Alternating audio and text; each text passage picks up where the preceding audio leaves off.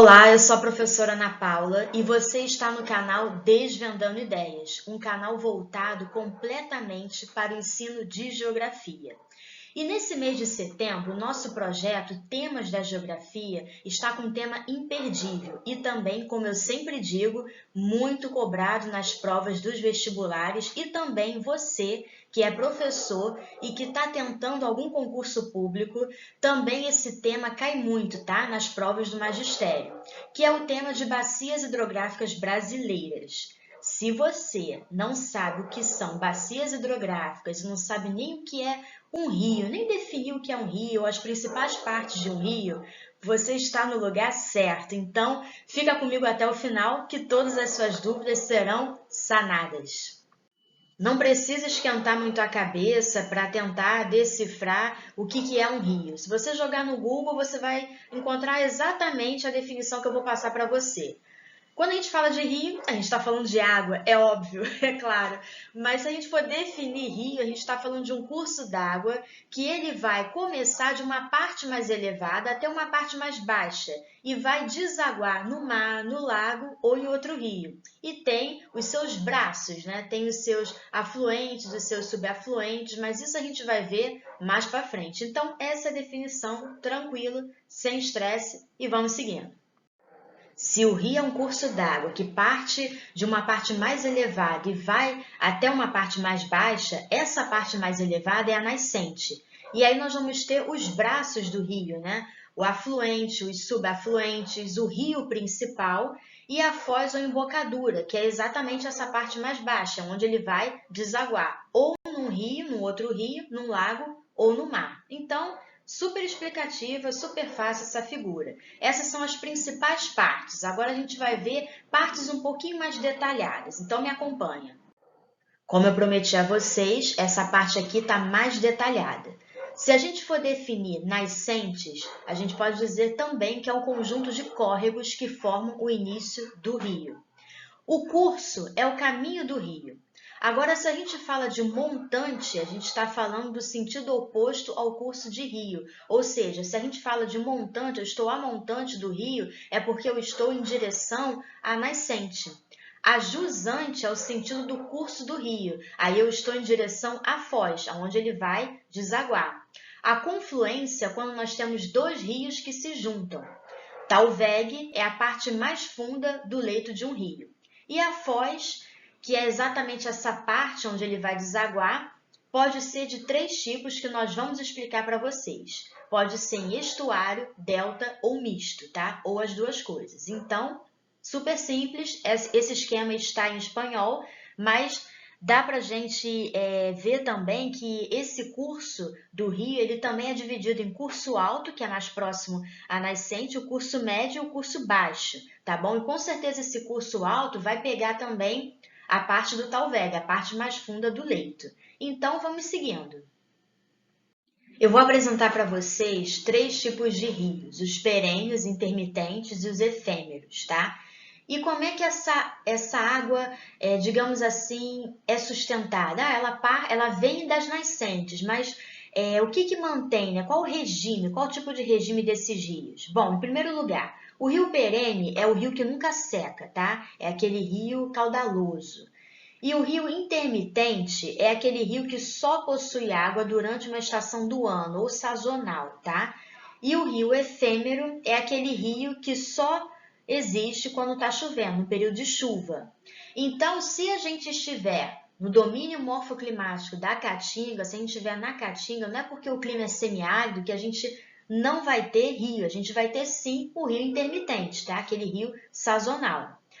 E qual é o tipo de rio, né? Qual a maior parte dos rios que se encontram no Brasil, né? Que é a característica principal do Brasil? É o rio perene e caudaloso, tá? Com exceção desses rios aí dos climas semiáridos, né? Como eu falei, da Caatinga, que são intermitentes. Agora, quais são os tipos de regime? Nós temos o pluvial, que é aquele rio que ele se mantém pela água das chuvas, o glacial, que é pelas geleiras, né? Pelo derretimento das geleiras, o nival pelo derretimento da neve, misto ou complexo, ou isso tudo junto e misturado. Lembrando que, como mostra aí na foto, a gente está mostrando a foto do rio Amazonas. E o rio Amazonas é um rio que a nascente dele, ela é na Cordilheira dos Andes, no Peru, tá? Então, parte desse rio é um rio nival, tá? Não só apenas um rio pluvial. Então, vamos seguindo. Nessa parte aqui da aula, a gente vai apresentar os tipos de canais fluviais, ou seja, quais são os principais formatos de um rio, né? Vamos dizer assim, a gente pode ter o retilíneo, o anastomosado, o meandrântico e o entrelaçado. O retilíneo é aquele tipo de canal, aquele tipo de rio que vai correr em relevos com uma declividade muito alta, então por isso que ele vai ter esse formato. Já o anastomosado é aquele relevo que vai ter vários morros, colinas ou pequenas elevações. E esse rio vai circundar essas elevações, essas montanhas, e aí ele vai ter essas curvas até bem estreitas, como a gente pode ver aqui, né, falando a grosso modo para vocês. Então, ele vai ter exatamente esse formato. Tá? Os cursos d'água vão se dividir, vão se entrelaçar e vai ter sempre essas partes assim mais estreitas, que é exatamente onde ele está contornando ali a elevação. Agora, o canal entrelaçado é aquele rio que tem várias ilhas e barras formadas por um assoreamento do material transportado, tá? Então, é como se ele formasse vários bancos de areia no seu interior, várias ilhazinhas. E o meandrântico é aquele rio que ele vai atravessar relevos planos, vai ter uma declividade mais baixa, vai ter uma pequena velocidade de escoamento das águas, então a gente vai ter aqui um meandro abandonado, né, que vai ter já essa parte d'água aqui, como vocês podem ver, né, essa parte aqui do rio, esse meandro aqui, que não vai estar mais ligado com o curso principal, né, com o rio principal. Ele não vai ser um afluente, um subafluente, ele vai ser um meandro abandonado. Então, esses são os principais tipos, tá? E o que é o canal exatamente? Como vocês podem ver nesse formato aqui, nessa ilustração, é a forma de um rio, como eu falei, observada em planta, tá? Que também pode ser chamado de morfologia planar. Então, esses são os 4 tipos de canais fluviais. Agora vamos seguindo em frente. Bacias hidrográficas, a definição é o seguinte: é o conjunto de terras drenadas por um rio e seus afluentes e subafluentes. Só que esse conjunto de terras é formado pelas vertentes e pela rede de rios principais, pela rede de drenagem. E essa bacia hidrográfica, ela não vai ficar só relacionada ao rio, mas às feições do relevo, que são os divisores de águas. Então, o rio, a bacia hidrográfica, ela vai interferir na forma do relevo e o relevo também vai interferir no seu tipo de canal fluvial, como nós vimos também nos slides anteriores. E se a gente apresentar os elementos da bacia hidrográfica, e lembrando que a gente não está falando mais só de um rio, mas da bacia hidrográfica, de um conjunto de terras drenadas por um rio, seus afluentes e seus vários braços, a gente está falando da nascente, a gente está falando de afluentes do leito principal, que a gente está falando do rio principal. O lençol freático também, o divisor de águas, que é exatamente o formato do relevo, é o relevo que vai ser o divisor de águas, e que também pode ser definido, como está aí na explicação, na ilustração, as linhas divisórias localizadas nas áreas mais elevadas do relevo, no encontro de planos que marcam a mudança de sentido no escoamento das águas da rede hidrográfica. O que é exatamente o divisor de águas? É a feição do relevo que vai determinar, vai orientar a direção do curso d'água, a direção desse leito principal, ou de um afluente, ou do subafluente, etc. E a gente tem o fundo de vale, que são essas áreas próximas, são os vales, áreas próximas aos rios e córregos que geralmente sofrem inundações, estão mais próximas à planície de inundação, que é exatamente as margens do rio, onde quando esse rio for inundar, quando o volume d'água dele aumentar, ele vai vazar exatamente por essas margens, por essa planície de inundação, que é onde os fundos de vale ficam mais próximos. Então, vamos seguindo. Só a nível de ilustração, a gente tem a bacia hidrográfica e a gente tem a rede hidrográfica. E a rede hidrográfica a gente está relacionando só, considerando o rio e seus afluentes e subafluentes. A bacia hidrográfica, a gente já está falando do conjunto dessas terras drenadas. Não necessariamente a gente está falando só do rio, dessa rede hidrográfica, como a gente estava falando do rio propriamente dito. E ao lado aqui a gente tem uma ilustração que deve estar desatualizada, mas é muito interessante a gente saber das maiores bacias hidrográficas do mundo. E aí a gente tem aqui da América do Sul, pelo menos segundo essa ilustração, a gente tem a Amazônia e o Paraná, então são duas bacias hidrográficas que ficam no Brasil. Na Europa é o Danúbio. E a África e Oriente Médio a gente tem muitas bacias hidrográficas, mas na Ásia a gente tem mais, tá? E a Austrália a gente tem apenas uma, e na América do Norte, tá bom? Que a gente tem umas 5. Então, mas depois vocês pesquisem, vejam e até pesquisem mais a fundo quais são os dilemas, os principais impactos ambientais sofridos por cada uma delas. Então, vamos seguindo como sempre. Vocês lembram que eu falei que o rio, a definição bem simples de rio, é o curso d'água que vai partir de uma parte mais elevada da nascente até uma parte mais baixa, que é a foz? Pois é, a gente falou dos tipos de canais fluviais, dos tipos de regimes, mas a gente também tem os tipos de foz. E nós temos a foz em estuário, delta, e nós temos também a foz mista. O que é uma foz em estuário? Quando possui somente uma desembocadura, tá? Quando possui apenas uma saída para o oceano, para o rio, etc, etc. Agora, tipos de foz em delta é quando a gente possui uma grande abertura com formação de ilhas ou bancos de areia. Não confundam aquele tipo de canal fluvial entrelaçado, tá? Que no interior do rio você vai ver ali umas ilhotas, uns bancos de areia, etc, etc. Não confundam com isso.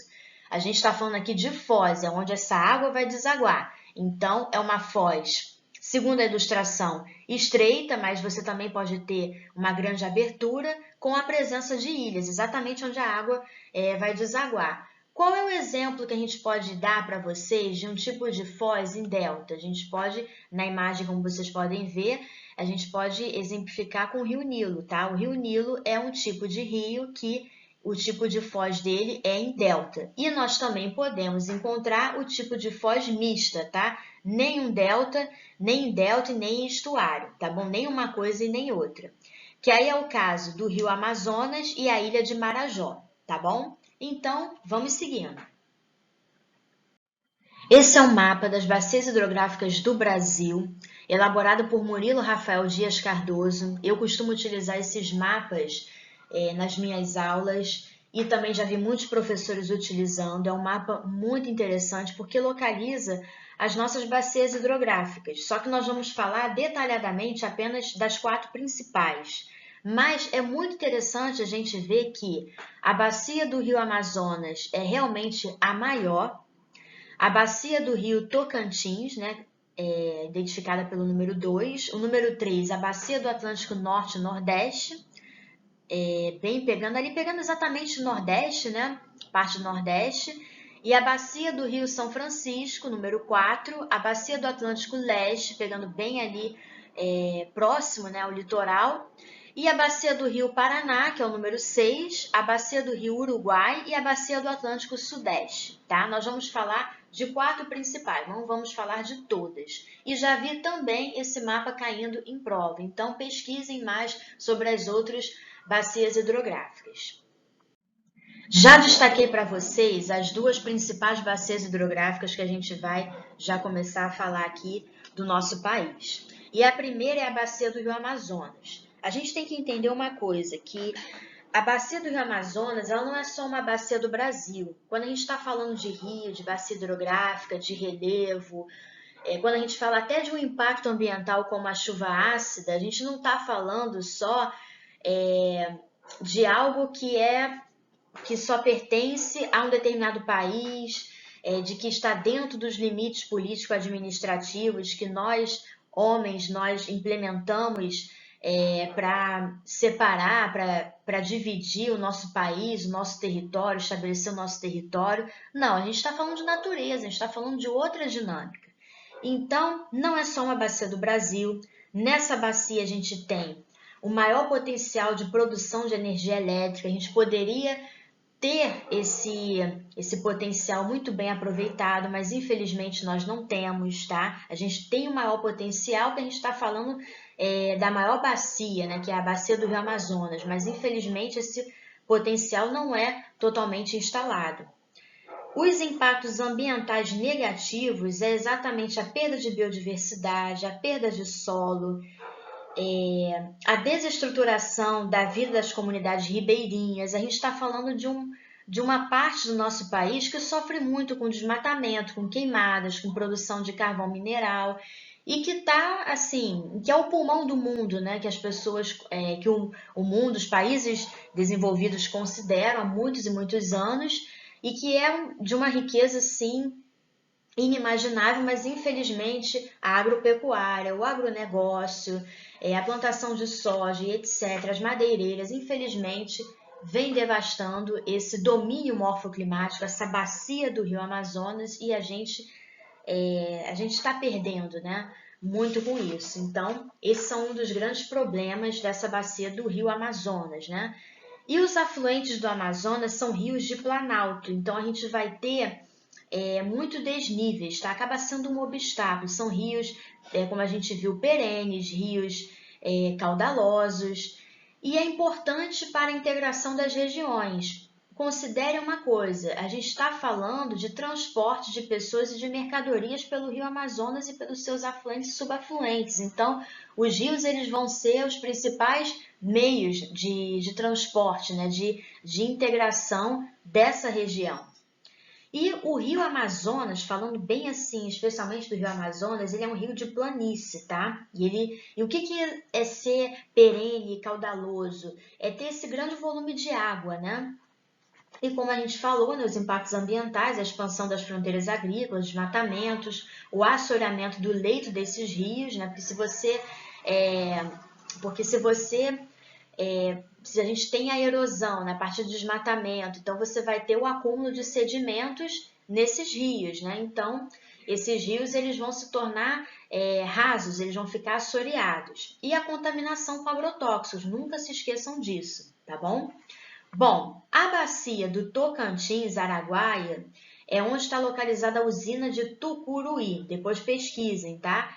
E onde tem a produção de energia elétrica de alumínio, eletrólise, tá? É só isso que eu tenho a dizer a respeito dessa bacia hidrográfica, tá bom? Mas pesquisem mais a respeito dela e vamos comparar também a complexidade dos rios, dos afluentes e subafluentes do Rio Amazonas, dessa bacia hidrográfica do Amazonas, com a bacia hidrográfica do Tocantins, do Araguaia, lembrando que a influência do clima, do relevo, também contribui para as formas, né, os tipos de canais, a forma desse rio, e até mesmo se esse rio é perene, se esse rio é perene e caudaloso, se ele é intermitente, se ele é efêmero e etc. Tá bom? Então vamos seguindo. Essa é a bacia do Rio São Francisco e ela cobre parte do Nordeste brasileiro, não é todo o Nordeste brasileiro. Ela corta esse clima semiárido, mas não é formada por rios intermitentes. A gente está falando realmente de uma bacia hidrográfica com rios perenes e caudalosos. O rio São Francisco, que é o rio principal, ele nasce de Minas Gerais, a nascente dele é de Minas Gerais. Logo, o clima é tropical mais úmido e tem a sua foz, vai desaguar no litoral nordestino, tá? O Rio São Francisco ele vai servir, pessoal, para o abastecimento, a produção de energia, irrigação e para navegação. E ele possui 4 complexos de produção energética. E a grande polêmica do Rio São Francisco até hoje é o seu projeto de transposição das águas do seu rio, né? Das águas do Rio São Francisco. Porque qual a proposta dessa transposição? É levar as águas para fazer parte das bacias do Nordeste Setentrional, ou seja, onde os rios são intermitentes, exatamente essa parte que ele não passa, que ele não cobre o Nordeste, é você ter um projeto de transposição desse rio, fazer a sua transposição para que você tenha áreas irrigáveis. Só que esse impacto ambiental da transposição do Rio São Francisco e todo o custo, né, envolvido, afinal de contas, essa água ela vai se direcionar para a atividade industrial ou para o povo, ou para o pequeno agricultor. Então, essa é uma das grandes questões da transposição do Rio São Francisco. Não vou me aprofundar a respeito disso, mas a gente pode pesquisar depois, se vocês quiserem. Eu posso indicar algum site ou alguma bibliografia mesmo. Tem vídeos também, já indico, tem vídeos também. Uma entrevista do Abissabia também na Roda Viva também, no programa Roda Viva, e ele fala exatamente sobre isso e levanta exatamente essa questão. Então, esse projeto foi feito, mas tem as suas limitações, tem os seus desafios, mas o que eu acho muito interessante, que deve ser retido aí, é que as bacias hidrográficas do Brasil, de uma forma geral, elas estão sempre voltadas para a produção de energia elétrica.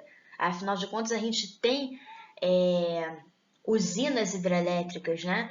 Que vão fazer que faz a utilização das águas dessas bacias hidrográficas. Esses rios, eles são navegáveis, esses rios, eles nascem num determinado local, no caso do Rio São Francisco também, nasce em Minas, onde o clima é outro, tropical, mais úmido, e vai desaguar exatamente no Nordeste, que é exatamente onde a gente tem um clima semiárido. Então, é muito interessante a gente ver essa diferença, como as coisas estão interligadas, essa diferença em relação a relevo, em relação ao solo, em relação ao clima. É muito bom a gente ver os microclimas que a gente pode ter dentro de uma bacia hidrográfica, tá bom? Então, agora a gente vai seguir para a nossa última bacia hidrográfica que nós destacamos aqui. Esse é um mapa da região hidrográfica do Paraná.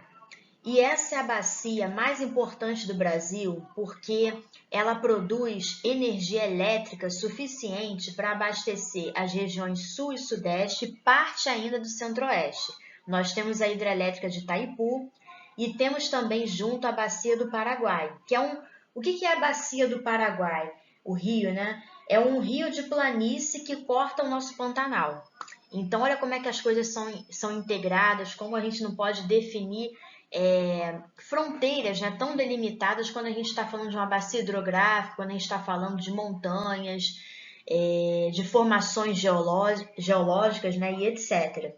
Então, essa é a nossa última bacia hidrográfica que nós destacamos. Nós poderíamos falar das outras, né, que são mostradas nos mapas, mas é muito importante a gente, como eu falei no mapa anterior, né, sobre a bacia do Rio São Francisco, a gente saber interligar relevo, clima, os impactos ambientais, as atividades econômicas, qual a importância, por que é uma bacia tão importante só por abastecer as regiões sul e sudeste e parte do centro-oeste? Isso diz muita coisa, porque sul e sudeste são as regiões concentradas, né? Como diria o Milton Santos, são as principais regiões econômicas que concentram atividades, bens e serviços, universidades, não que as outras não tenham, não que a gente não tenha passado pelo processo de descentralização das metrópoles, mas a gente tem a maior concentração de pessoas, né, de atividades, de bens e serviços, e a gente pode também interligar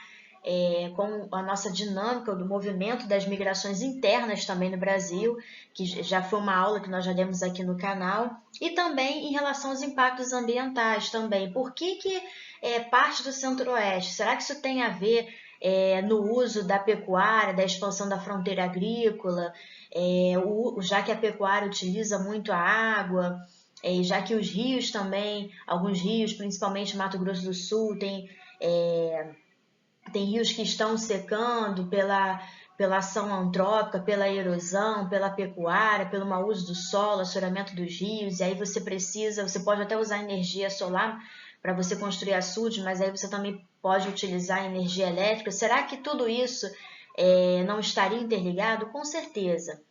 Afinal de contas, a gente está tratando aqui da relação sociedade-natureza, né? Então tem o seu impacto, seja positivo ou seja negativo, como nós vimos na aula do mês de agosto.